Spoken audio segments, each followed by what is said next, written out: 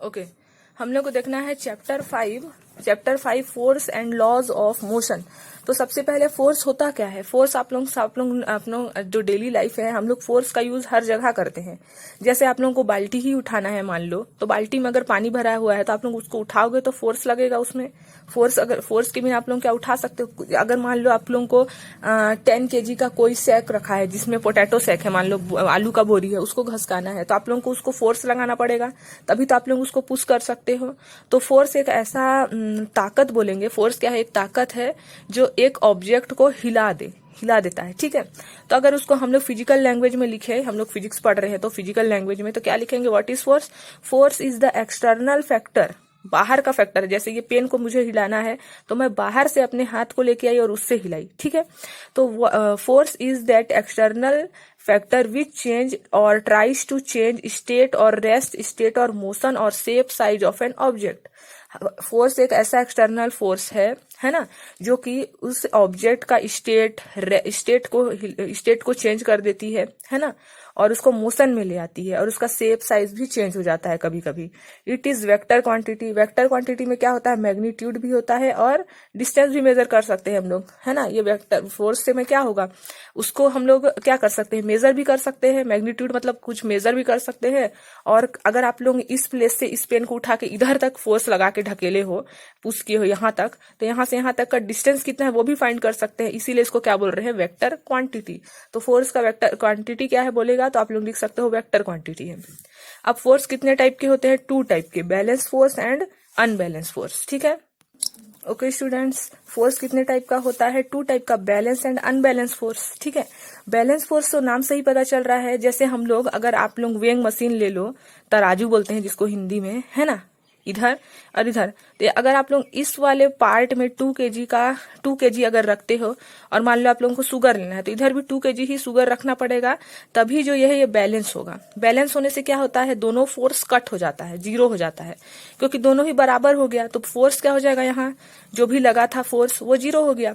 वैसे ही इसको हम लोग लिख सकते हैं, जैसे आप लोग मान लो कोई, जैसे ये पेन ही को ले लेते हैं। अब पेन को मैं इधर से भी आप लोग फोर्स लगा रहे हो, इक्वल फोर्स मैं भी, मान लो आप लोग इधर से जितना फोर्स लगा रहे हो इधर से भी उतना ही फोर्स लगा रहे हैं, तो ये पेन तो हिलेगा ही नहीं। मैं क्या बोली, फोर्स ऐसा ताकत है जो ऑब्जेक्ट को हिला दे, लेकिन आप लोग तो इधर से भी उतना ही फोर्स लगा रहे हो, इधर से भी उतना ही फोर्स लगा रहे हो, तो ये पेन तो हिलेगा ही नहीं। तो हिला नहीं मतलब फोर्स नहीं लगा, यानी कि बैलेंस फोर्स है। और बैलेंस फोर्स कितना होता है, हमेशा टोटल फोर्स उसका 0 हो जाता है। ठीक है, तो इसका एग्जाम आप लोग डेफिनेशन लिख सकते हो, इफ द रिजल्टेंट ऑफ 2 और मोर फोर्स, मान लो यहां से मैं एक फोर्स लगा, यहां से और पीछे से हो सकता है कोई और एक फोर्स लगाए, तो 2 से ज्यादा फोर्स हो गया, लेकिन वो उतना ही फोर्स लगा रहा है कि वो ऑब्जेक्ट हिल ही नहीं रहा है, तो वो बैलेंस फोर्स होता है। तो इफ द रिजल्टेंट ऑफ 2 और more force acting together on a body is 0, the force are called balance force. ठीक है, तो टोटल फोर्स बैलेंस फोर्स का क्या हो जाता है, 0। जैसे example, a weighing machine balance where weight on both pans exactly equal. दोनों पैन में अगर हम लोग कोई सा भी सामान रखते हैं वेइंग मशीन में, तो अगर हम लोग का दोनों ही इक्वल होना चाहिए, तभी तो वो बैलेंस होगा। अगर एक साइड भी अनइक्वल रखेंगे तो वो क्या हो जाएगा, एक नीचे एक ऊपर हो जाता है ना। और जैसे कि एक कार है, जैसे कि वो ट्रेवल कर रहा है, ठीक है, ट्रेवल कर रहा है, तो हम लोग अगर इधर से वो 10 किलोमीटर की स्पीड से आ रहा है और आप लोग इधर से भी उसको रोकने का कोशिश कर रहे हो उतना ही फोर्स से, तो वो कार क्या होगा, उसका फोर्स, वो भी कार अपना फोर्स लगा रहा है और आप भी उसमें फोर्स लगा रहे हो, तो कार भी नहीं हिल पाएगा। तो लिख सकते हैं, a car that is pushed from opposite side with equal force. तो यहाँ भी टोटल फोर्स 0 हो गया, टोटल फोर्स 0 हो गया। तो बैलेंस फोर्स में आप लोगों को ये याद रखना है कि टोटल फोर्स 0 हो जाता है, मतलब कि अगर आप लोग जैसे पेन है या फिर एक टावर है मान लेते हैं, ठीक है, अब तो ये पेन का बात हो गया, मैं दोनों साइड फोर्स लगाई। अब देखो ये एक टावर है, टावर ग्राउंड में रहता है, ग्राउंड मतलब जमीन से लगा हुआ है, आप लोग उस टावर को यहाँ से खड़े होकर ढकेल रहे हो, ठीक है।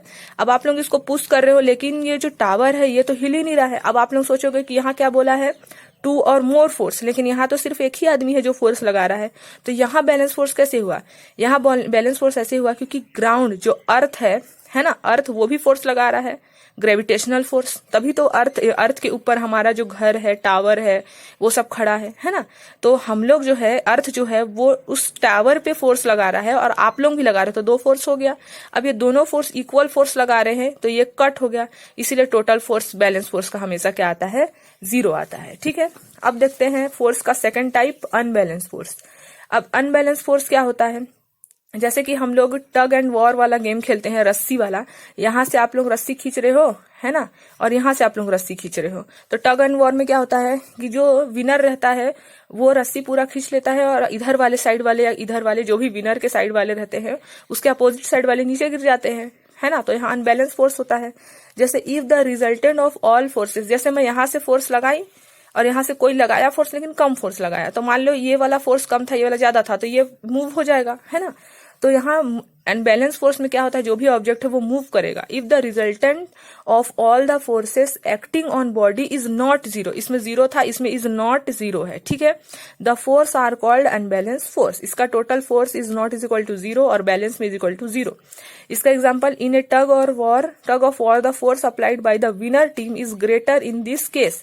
विनर टीम का जो स्ट्रेंथ रहेगा वो ग्रेटर रहेगा, है ना, तभी तो वो जीत पाया, है ना, ज्यादा फोर्स लगाया। The force applied is said to be unbalance force. तो आप लोग समझ रहे होंगे बैलेंस एंड अनबैलेंस फोर्स, ठीक है। और इसका एग्जांपल भी बता दी हूँ। तो आप लोगों को व्हाट इज फोर्स, इसका डेफिनेशन लिखना है, क्वांटिटी लिखना है, और फोर्स कितने टाइप के होते हैं, बैलेंस एंड अनबैलेंस फोर्स, और उसका एग्जाम्पल लिखना है, ठीक है। ओके, तो अब हम लोग को देखना है Newton's first law of motion. हम लोग चैप्टर 4 में न्यूटन्स का 3 लॉ देखे थे, उसमें सिर्फ हम लोग फॉर्मूला वेरीफाई किए थे, जैसे v plus u t is equal to वाला, है ना, u is equal to u, v is equal to u plus a t वाला, s is equal to u plus half a t वाला, है ना। हम लोग उसमें सिर्फ फॉर्मूला डिराइव किए थे, लेकिन अब वो फॉर्मूला का मीनिंग क्या है वो पढ़ना है। तो न्यूटन का जो लॉ है वो फोर्स एंड मोशन के ऊपर ही रिलेशन है, ठीक है। न्यूटन का जो लॉ है वो फोर्स एंड मोशन के ऊपर ही रिलेटेड है पूरा, ठीक है। तो न्यूटन ने 3 लॉ दिया था, एक Newton first law, second law and third law. तो न्यूटन फर्स्ट लॉ क्या कहता है, every object remains in the, जैसे कि ये पेन ही है, ये पेन को मैं यहाँ रख दी, ठीक है। अब यहाँ कोई एक्सटर्नल फोर्स नहीं आया, तो ये पेन 10 साल तक भी यहीं पड़े रहेगा, जब तक इसमें एक्सटर्नल फोर्स ना लगाया जाए। जब तक कोई बाहर से कोई आदमी या फिर कोई कीड़े मकोड़े या कुछ भी आके इसमें फोर्स नहीं लगाएंगे तो वो इतना भी नहीं हिल सकता, ये पेन यहीं का यहीं रहेगा, ठीक है। और जैसे आप लोग मान लो इस पेन में फोर्स लगा रहे हो और ये पेन हिल रहा है, ठीक है। तो हिल रहा है, तो जब तक आप लोग उसको रोकोगे नहीं तो वो रुकेगा भी नहीं, ठीक है। तो इसी टाइप का बात कहता है न्यूटन का फर्स्ट लॉ। तो लिख लेंगे हम लोग, every object remains in state, her object जो है वो स्टेट मोशन में और ऑफ रेस्ट रुके रहेगा जब तक उसमें बाहर से फोर्स ना लगाया जाए। देखो, every object remain in state of rest of a state of uniform motion until some unbalance force acts upon, जब तक उसमें कोई अनबैलेंस फोर्स ना लगाया जाए तब तक वो जो ऑब्जेक्ट है वो तो रुके ही रहेगा या तो फिर मूव ही करते रहेगा।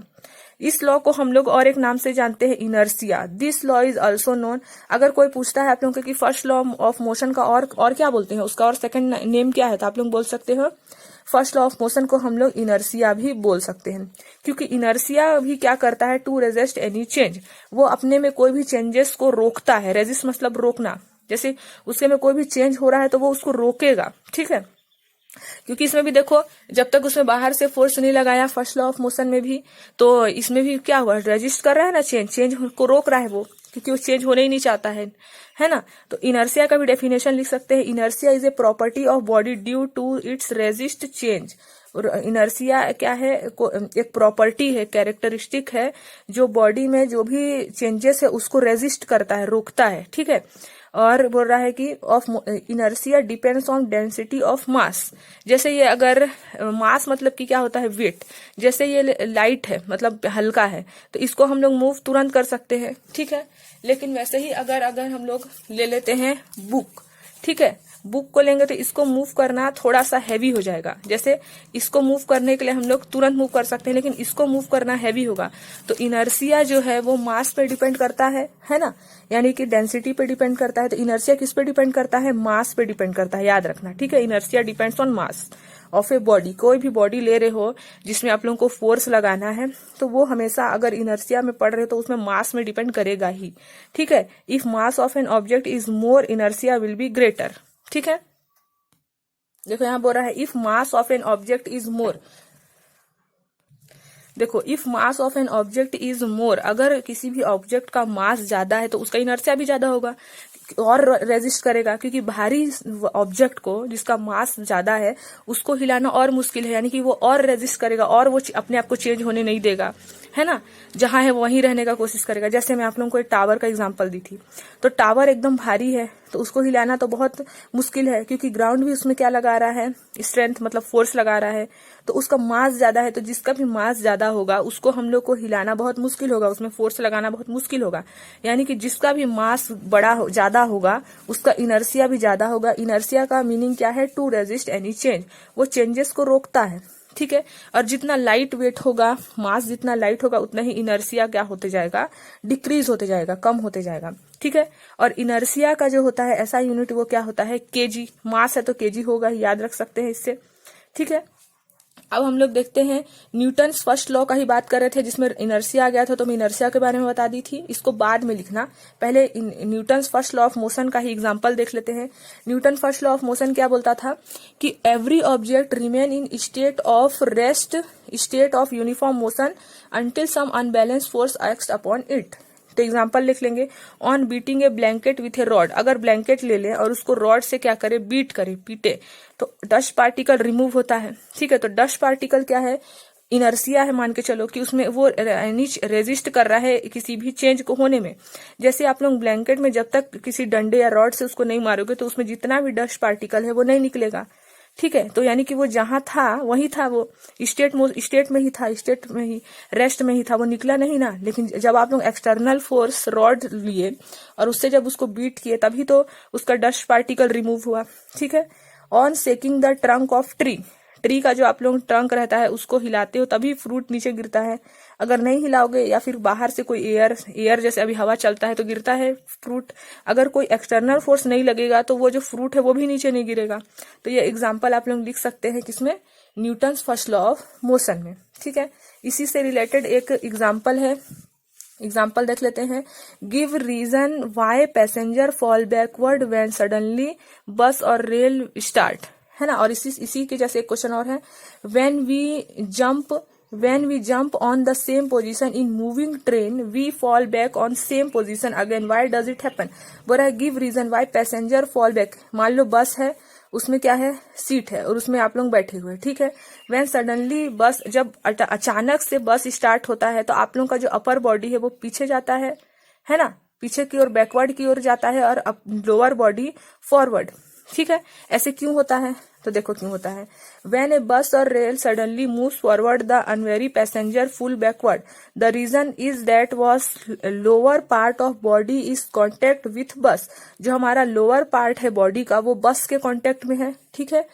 और बोल रहा है कि with the bus move forward with the upper part of body tries, और जो हमारा अपर बॉडी है वो क्या कर रहा है, रेजिस्ट एनी चेंज, वो अपने आप को चेंज करने नहीं दे रहा है अपर बॉडी। लोअर बॉडी तो बस के कांटेक्ट में है इसलिए वो तो चेंज होगा ही, लेकिन जो अपर बॉडी है उसमें लॉ ऑफ इनर्सिया यूज हुआ और वो टू रेजिस्ट एनी चेंज, मतलब वो अपने आप को चेंज होने नहीं दे रहा है, ठीक है।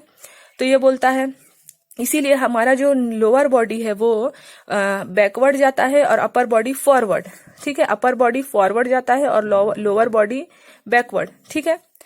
देखो यहाँ लिखा है the bus move forward with it the upper part of the body tries to remain in rest thus the passenger fall backward. तो इसलिए हम लोग जो है अगर बस में बैठते हैं तो हम लोग बैकवर्ड, पीछे की ओर गिरते हैं, क्योंकि अपर बॉडी रेस्ट में रहता है और लोअर बॉडी जहां भी है हम लोग बस में, ट्रेन में, वो कांटेक्ट में रहता है, इस वजह से, ठीक है। तो अब देखते हैं एक और एग्जाम्पल। तीन सॉलिड है, aluminium, steel and wood, whose shape and volume are. इसका एल्यूमिनियम, स्टील और वुड तीन सॉलिड लिए हैं, तीनों का ही मास जो है और साइज है सब कुछ सेम है, ठीक है।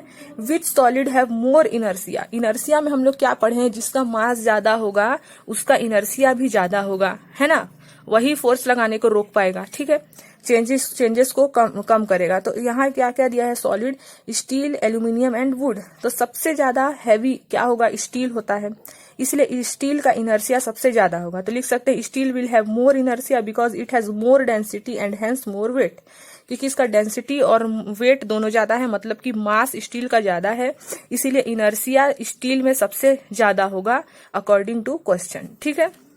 और एक क्वेश्चन है, why did the luggage keep on the roof of बस एज टाइड विथ रॉप। ये वाला आप लोग खुद सोचिए एक बार कि जैसे हम लोग कार या बस में जाते हैं और ऊपर में लगेज होता है, ठीक है, लगेज मतलब हम लोग सामान रखते हैं, उसको बस में जैसे जाते हैं तो देखे होंगे रोप से उसको बांध देते हैं। क्यों बांधते हैं? ये सेम आप लोग ये वाला क्वेश्चन से समझ सकते हो, है ना। तो इसको आप लोग खुद सोचो, मैं इसका नेक्स्ट डे आप लोगों को सॉल्यूशन मतलब इसका आंसर बताऊंगी, ठीक है। अब नेक्स्ट डे पढ़ेंगे हम लोग Newton second law of motion and third law of motion.